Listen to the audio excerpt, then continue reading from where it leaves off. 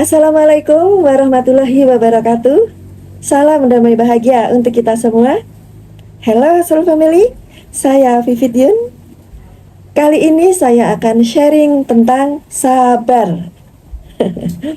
Soul Family, tentu kita semuanya sudah sering mendengar tentang sabar. Bahkan sabar itu menjadi bagian dari nasihat-nasihat yang baik. Seperti misalnya, kamu yang sabar ya, aku harus sabar.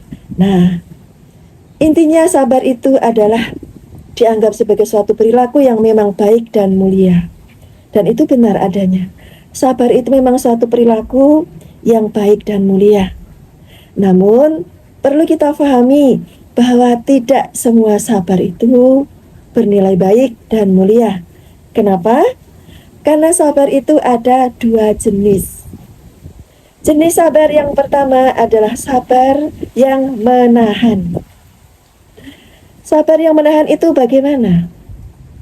Contoh misalnya seseorang mendapatkan suatu situasi atau perlakuan yang tidak sesuai dengan harapannya.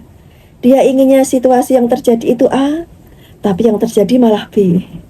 Dia ingin orang lain memperlakukan dia dengan perlakuan A, tapi ternyata orang itu memperlakukan dia dengan perlakuan B.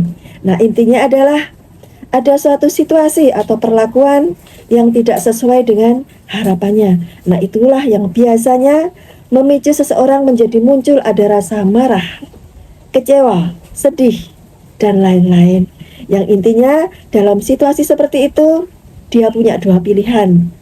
Pilihan pertama adalah dia meluapkan kemarahan, kesedihan, kekecewaannya itu. Atau pilihan kedua, dia memilih sabar. Manakala seseorang itu memilih sabar, itu secara permukaan memang itu adalah perilaku yang baik dan mulia. Namun sejatinya yang terjadi secara lebih mendalam tidak seperti itu. Kenapa? Karena saat dia memilih untuk sabar itu, sejatinya rasa marah, sedih, kecewa itu tidak hilang, tapi dia pendam, dia masukkan ke dalam dirinya. Jadi rasa itu tidak hilang, tidak rilis, tapi terpendam di dalam dirinya. Ibarat kata, sampah-sampah itu dia masukkan ke dalam dirinya, bukan dia buang. Kemudian kenapa seseorang itu memilih untuk menahan diri, untuk bersabar? Itu berkaitan dengan moral atau situasi. Bisa jadi yang pertama, karena memang dia menghindari adanya konflik. Kemudian yang kedua, bisa jadi karena memang dia tidak berdaya untuk melawan situasi itu. Nah, intinya adalah dengan dia memilih sabar yang pertama itu, yaitu rasa-rasa seperti marah, kecewa, kemudian sedih, dan lain-lain tadi, dia masukkan ke dalam dirinya. Makanya untuk tipe yang pertama ini, biasanya dia bersabarnya dengan mengelus dada. Sabar, nah seperti itu. Secara pergerakan, dengan dia sabar seperti ini, intinya adalah rasa sabar, rasa tadi, marah, benci, kecewa tadi ada di dalam dirinya. Kemudian dia elus-elus dari luar. Nah, itulah secara tidak sadar seseorang kalau sabar sambil mengelus dada, intinya adalah sebenarnya dia sabar dengan menahan semua rasa-rasa itu dipendam di dalam dirinya. Nah, kenapa ini kurang baik, Soul Family? Karena rasa-rasa, sampah-sampah rasa tadi berada di dalam dirinya, sehingga suatu saat tetap akan menimbulkan masalah. Bisa jadi masalah pertama, saat ada pemicu dia untuk bisa meluapkan rasa-rasa yang tersimpan tadi keluar, entah dengan peristiwa apa, kemudian meluapkannya. Nah, itu juga kurang baik, karena bisa jadi yang menjadi korban untuk luapannya itu adalah orang lain. Nah, itu juga menjadi kurang baik. Atau yang kedua, rasa-rasa yang terpendam itu kemudian mengkristal menjadi suatu energi kotor yang akhirnya menjadi suatu penyakit, entah itu penyakit mental ataupun penyakit fisik. Nah, itulah jenis sabar yang pertama, yaitu sabar yang menahan ini secara permukaan seperti baik dan mulia, namun sejatinya dia tidak baik, dan itu berdampak buruk bagi dirinya, baik untuk jangka pendek maupun jangka panjang. Oke, next kita masuk ke sabar yang kedua. Sabar yang kedua adalah sabar karena sadar. Sabar karena sadar itu bagaimana? Yaitu suatu kondisi kesabaran yang dipicu oleh hadirnya kesadaran. Jadi misalnya seseorang itu menghadapi suatu situasi atau perlakuan yang tidak sesuai harapannya. Kemudian muncul rasa marah, rasa sedih, rasa kecewa. Nah, begitu perasaan itu muncul, maka dia cukup menyadari kemunculan perasaan itu.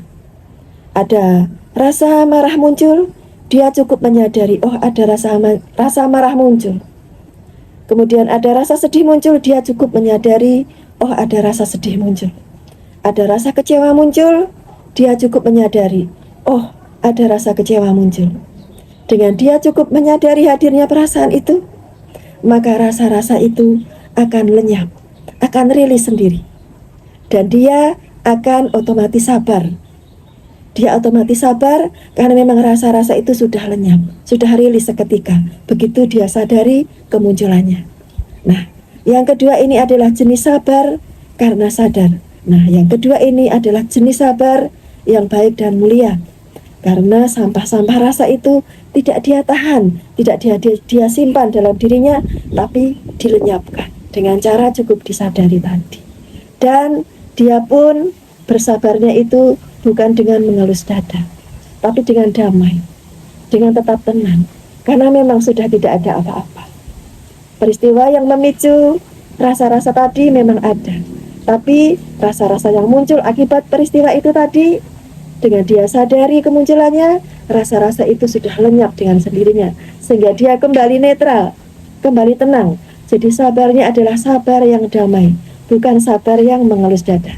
Nah, sabar yang kedua ini tidak menimbulkan masalah apapun lagi ke depannya.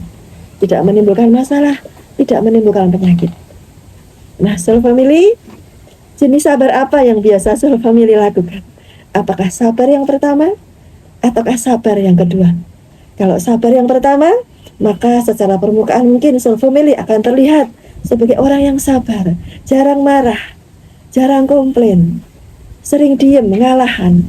Tapi sejatinya ada begitu banyak sampah di dalam diri yang sewaktu-waktu tinggal menunggu waktu aja untuk itu akan meledak dengan suatu luapan emosi tertentu, ataupun dia akan mengkristal menjadi penyakit, entah penyakit fisik ataupun penyakit mental. Nah, kalau Soul Family ingin sabar yang benar-benar baik, benar-benar mulia, dan benar-benar tidak berefek apapun ke depannya, bahkan akan meningkatkan spiritualitas kita, maka berlatihlah dengan sabar yang jenis kedua, yaitu bisa dilatih dengan sering meditasi. Dengan meditasi, kita akan lebih mudah menyadari perasaan-perasaan yang muncul, kemudian cukup dengan menyadari itu, perasaan-perasaan, pikiran-pikiran itu akan lenyap dengan sendirinya. Diri kita akan menjadi bersih dari sampah-sampah emosi. Nah, Soul Family, demikianlah dua jenis sabar yang perlu kita ketahui. Mari kita semua belajar untuk berhijrah dari jenis sabar yang pertama, berhijrah menuju jenis sabar yang kedua, demi untuk kedamaian, kesehatan, kebaikan, kebijaksanaan kita sekarang dan seterusnya. Oke Soul Family, demikian video kali ini. Saya Vivit Yun. Thank you for watching. God bless you all. See you on the next video. Wabillahi taufiq wal hidayah. Wassalamualaikum warahmatullahi wabarakatuh.